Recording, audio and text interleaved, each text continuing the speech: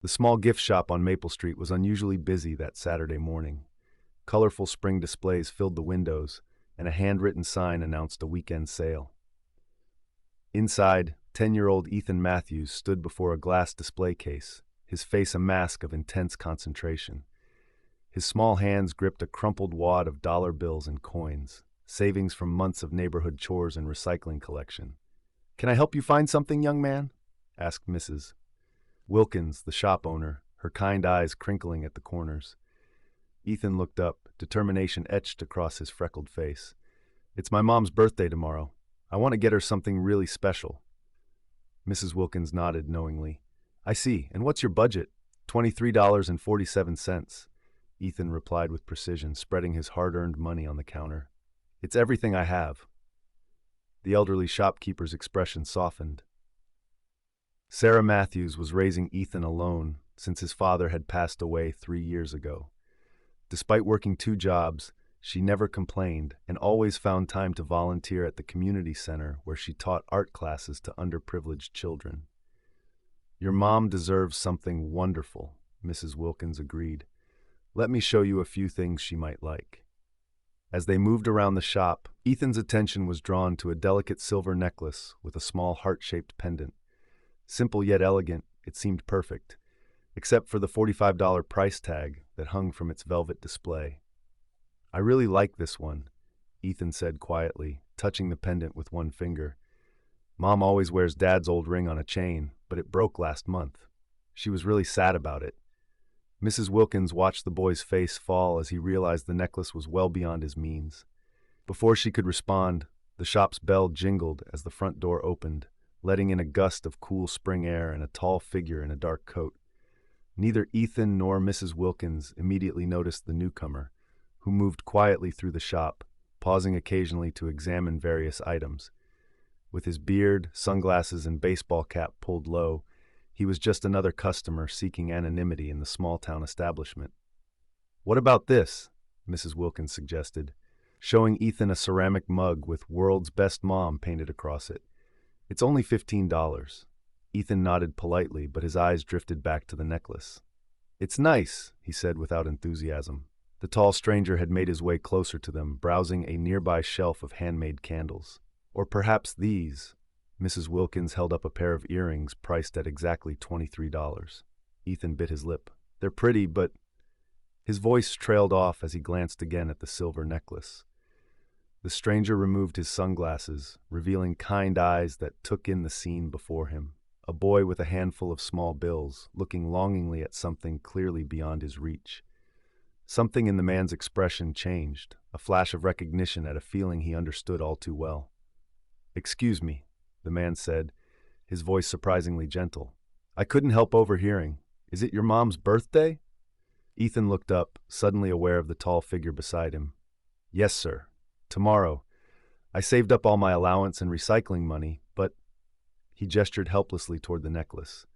Mrs. Wilkins blinked in surprise, a flicker of recognition crossing her face as she got a clearer look at the stranger. But she said nothing, watching the interaction unfold. "That's a beautiful necklace," the man said, bending slightly to examine it more closely. "Your mom must be someone really special." "She is," Ethan said earnestly. "She works all the time so I can have everything I need. And she helps lots of other kids too, teaching art classes even though she's tired. She never buys anything nice for herself." The stranger nodded thoughtfully. "Sounds like she deserves something beautiful. What's your name?" "Ethan Matthews. I'm 10. "Nice to meet you, Ethan. He paused briefly. "I'm John." Mrs. Wilkins' eyebrows rose slightly, but she remained silent. "Tell you what, Ethan," the man continued. "I have an idea. What if we made a deal? I'll help you get the necklace for your mom, and in exchange, you do something kind for someone else. Pay it forward, so to speak." Ethan's eyes widened. "Really? But—" His brow furrowed with concern. "My mom says I shouldn't accept expensive things from strangers." The man smiled warmly. "Your mom sounds very wise, and she's absolutely right. But this isn't really for you. It's for her, and it's not exactly for me either." He reached into his coat pocket and pulled out a small notebook and pen. After writing something down, he tore out the page and handed it to Mrs. Wilkins. "Would this work?" he asked quietly. The shopkeeper read the note, her eyes widening slightly before she composed herself with a professional nod. Of course, John. That would be perfect. Turning back to Ethan, the man knelt down so they were eye to eye. Mrs. Wilkins is going to work out a special arrangement. The necklace will be from you, bought with your money. The rest is just a birthday blessing for your mom. Sometimes good things happen just because. Ethan looked uncertain. But that's not really honest, is it? Mom always says honesty is most important. The stranger's smile deepened with genuine respect. You're right, and that's an excellent point. Let's be completely honest then. He thought for a moment. How about this? You give Mrs. Wilkins your $23.47 as a down payment. Then you and I will work out a payment plan for the rest. A payment plan? Ethan repeated, trying to understand. Yes, you've already done the hardest part by saving up so much. For the remainder, you can pay it off by doing good deeds in your community. Each kind action will count as a payment. Mrs. Wilkins can keep track. Does that sound fair? Ethan considered this seriously. I think my mom would like that. She always says that being kind is more important than having money. Your mom sounds like a very smart woman, the man said, rising to his full height. So we have a deal? Ethan nodded and solemnly offered his hand, which the man shook with equal gravity. Mrs. Wilkins carefully wrapped the silver necklace in tissue paper and placed it in a small gift box tied with a blue ribbon, Ethan's mother's favorite color, he'd informed her. The boy handed over his savings with all the seriousness of a businessman completing an important transaction. I'll keep track of your good deeds, Mrs. Wilkins promised, writing something in her ledger. Come by whenever you've completed one, and I'll mark it down against the balance. As Ethan tucked the small package safely into his backpack, the door chimed again as two teenage girls entered the shop, giggling and chatting.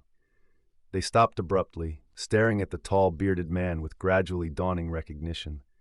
"Oh my God," one of them whispered, not quite quietly enough. "That's Keanu Reeves!" The stranger, no longer anonymous, smiled kindly at them but placed a finger to his lips in a gentle request for discretion. The girls nodded, wide-eyed and suddenly silent. Ethan looked up in confusion. "Keanu Reeves? The actor?" The man shrugged with a self-deprecating smile. "Just a person like everyone else." Mrs. Wilkins, who had suspected the stranger's identity but respected his privacy, now smiled warmly. "Mr. Reeves is known for his kindness as much as his acting, Ethan. You've made a good friend today." Keanu seemed slightly uncomfortable with the praise. "No, I think I've made a good friend." He turned to Ethan. "Remember our deal, right? The payment plan?" Ethan nodded vigorously. "I'll start right away, I promise." "I believe you will," Keanu said. Then, lowering his voice slightly, he added, "And maybe don't mention our arrangement to your mom just yet. Let's keep it between us until you've completed your payments. It'll be more special that way." Ethan agreed, clutching his precious package. "Thank you, Mr. Reeves. Just Keanu is fine, and thank you, Ethan, for reminding me what's important." He replaced his sunglasses and with a nod to Mrs. Wilkins, headed toward the door. "Wait," Ethan called after him. "How will you know if I keep my end of the deal?" Keanu paused at the threshold. "I'll know," he said simply. Then with a small wave, he was gone, disappearing down the sidewalk as quickly and quietly as he had arrived. The next morning, Sarah Matthews was awakened by her son's excited face inches from her own. "Happy birthday, Mom!" Ethan exclaimed, barely containing his excitement as he thrust a small gift-wrapped box toward her. Sarah sat up in bed, rubbing sleep from her eyes. "Thank you, honey," she said, touched by his enthusiasm. As a single mother, working as a nurse during the week and at the community center on weekends, celebrations often took a backseat to necessity. But Ethan never forgot her birthday. As she carefully unwrapped the package, she gasped at the silver necklace nestled inside. "Ethan, it's beautiful," she exclaimed, lifting it from the box. "But how did you afford this?" Ethan beamed with pride. "I saved up, and I made a special arrangement." The mysterious phrase Keanu had used seemed appropriate. "Do you like it?" "I love it," Sarah said, already fastening it around her neck. "But you shouldn't have spent so much money on me." "You're worth it, Mom," Ethan said seriously. "And don't worry, everything's taken care of." Sarah looked at her son curiously but didn't press further. Whatever special arrangement he'd made, His proud expression told her he had handled it responsibly. She trusted him. "Thank you, Ethan. This is the best birthday present ever." Over breakfast, Ethan announced his plans for the day. "I'm going to help Mr. Peterson clean his gutters, and then I promised Mrs. Wilkins I'd help her reorganize the storeroom at the gift shop." Sarah raised an eyebrow. "That's very kind of you, but it's Saturday. Don't you want to play with your friends?" "This is more important," Ethan said with newfound determination. "I made a promise." Over the following weeks, Maple Street witnessed a transformation in young Ethan Matthews. He became a fixture in the community, helping elderly neighbors with yard work, organizing a cleanup day at the local park, reading to younger children at the library, and assisting Mrs. Wilkins in the gift shop whenever she needed an extra hand. Each time he completed a good deed, he dutifully reported to Mrs. Wilkins, who recorded it in her special ledger with a smile and a word of encouragement. The other shopkeepers along Maple Street began to notice the boy's efforts. "What's gotten into Ethan Matthews?" asked Mr. Romano from the pizzeria. "Last week he spent 3 hours helping me clean the alley behind the restaurants. Wouldn't take a penny for it." "He's working off a debt," Mrs. Wilkins explained cryptically. "A debt of kindness." Word of Ethan's good deeds spread through the small town, inspiring others. Soon, other children were asking if they could help too. Without realizing it, Ethan had started a movement. Sarah noticed the change in her son as well, puzzled but proud of his newfound sense of community service. When she asked him about it, he simply replied, "I'm keeping a promise, Mom, and it feels really good." One evening, as Sarah was preparing dinner, she called Ethan to set the table. When he didn't respond, she found him in the living room, intently watching an interview on television. On screen, Keanu Reeves was talking about his latest film project. "Do you like Keanu Reeves' movies?" Sarah asked, surprised by her son's interest. Ethan's response was thoughtful. "I like who he is as a person," he said. "He's kind, and he believes in doing good things without telling everyone about it." Sarah looked at her son curiously. "That's a nice way to be," she agreed, fingering the silver necklace that she hadn't taken off since her birthday. 2 months after Ethan's encounter with Keanu, Mrs. Wilkins called him into the gift shop after he finished helping the librarian organize a book drive. "Ethan," she said solemnly, opening her special ledger, "I have some important news. According to my records, you've completed your payment plan." Ethan's eyes widened. "Really? All of it?" "All of it," she confirmed. "In fact, you've done more than was required. The necklace has been paid for in full, with interest." She showed him the ledger, filled with entries detailing his good deeds. "So I can tell my mom now? About Mr. Reeves and our arrangement?" "I think that would be fine," Mrs. Wilkins agreed. "But before you go, there's something else." She reached beneath the counter and pulled out an envelope.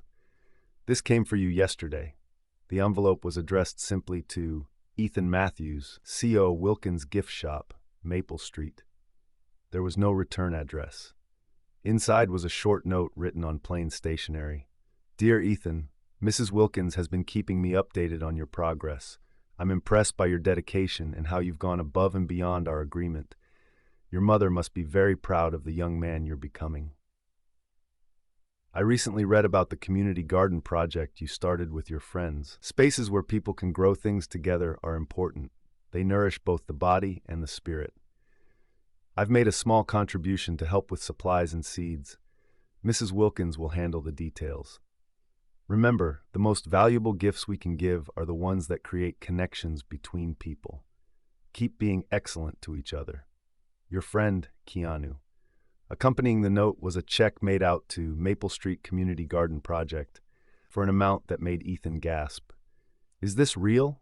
he whispered. Mrs. Wilkins nodded. "Very real, and very like him, from what I understand." That evening, Ethan finally told his mother the full story of how he had acquired her birthday necklace and about his unexpected encounter with Keanu Reeves.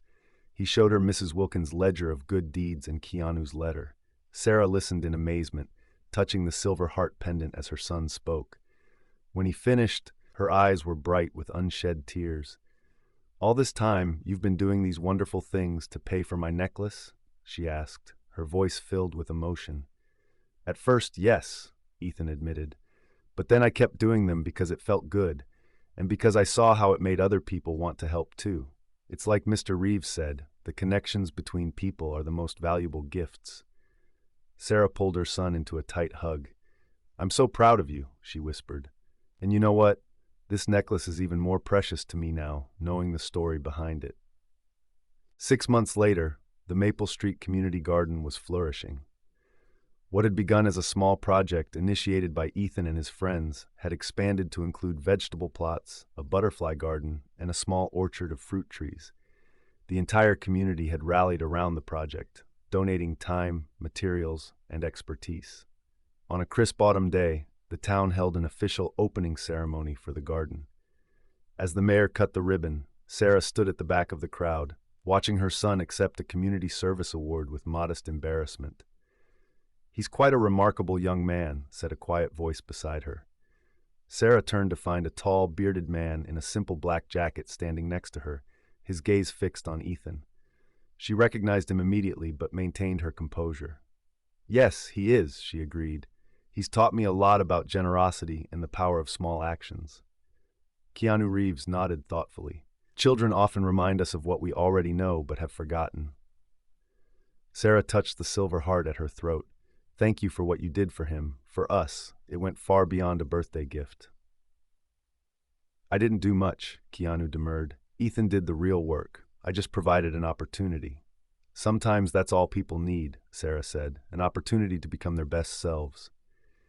As the ceremony concluded, Ethan spotted them and rushed over, his face lighting up with surprise and delight. You came, he exclaimed.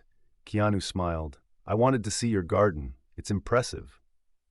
Would you like a tour? Ethan offered eagerly. We have tomatoes and squash and 3 kinds of flowers that attract beneficial insects, and we're donating half of everything we grow to the food bank. I'd like that very much, Keanu said, his eyes crinkling at the corners. As they walked through the garden paths, with Ethan enthusiastically explaining each feature, other visitors began to notice the famous actor in their midst. But something unusual happened. Instead of approaching him for autographs or photos, they simply nodded respectfully and returned to their conversations. Somehow, the spirit of the place, this garden grown from kindness and community, had created an unspoken agreement to treat everyone, even a celebrity, as simply another person contributing to something larger than themselves. Later, as the gathering was winding down and Keanu prepared to leave, Ethan presented him with a small potted plant, a cutting from the garden's first rosebush. It's not much, Ethan said, but I wanted you to have something that will grow, like what you helped start here. Keanu accepted the gift with genuine appreciation. This means a lot, he said. Thank you. Before departing, he bent down to Ethan's level, much as he had done in Mrs. Wilkins' shop months earlier. You know, Ethan, people often think it's the big gestures that change the world, but it's not. It's the small choices we make every day, to be kind, to help someone, to care about our community. You understood that better than most adults. Ethan considered this. I think I just needed someone to believe I could make a difference. And now you've shown everyone else they can too. Keanu replied, gesturing to the garden filled with neighbors working and celebrating together. As the actor walked away, Sarah put her arm around her son's shoulders. You know, she said, watching Keanu's retreating figure, some people might focus on the fact that you met a famous movie star, but the real story here is much more important. What's that? Ethan asked. That kindness spreads, she said simply. Just like your garden, you plant one seed, tend it carefully, and soon you have more than you ever imagined. Ethan smiled, touching a flower petal thoughtfully. And the best part is, everyone gets to share in the harvest. From across the garden, Mrs. Wilkins watched mother and son with satisfaction. Her special ledger had long since been filled with entries of good deeds, not just from Ethan, but from dozens of community members inspired by his example. The silver necklace had been just the beginning, a small object that had somehow created ripples of kindness throughout their town. Mrs. Wilkins often thought of what Keanu had written in his note to Ethan. The most valuable gifts we can give are the ones that create connections between people. As the sun began to set over the Maple Street Community Garden, painting the sky in brilliant oranges and pinks, those connections were visible everywhere. In neighbors sharing gardening tips, children learning where food comes from, elderly residents finding purpose in tending to young plants, and families taking home fresh vegetables who otherwise might not have had them. All of it traced back to a boy who wanted to buy his mother a birthday gift, and a chance encounter with a kind stranger who understood the true value of giving. And around Sarah Matthews' neck, catching the last golden rays of sunlight, the silver heart pendant gleamed, a reminder that the greatest gifts often come in unexpected forms, and that sometimes the most valuable thing we can give another person is the belief that they matter, that they are capable of making a difference, and that even the smallest act of kindness can transform not just a moment, but an entire community.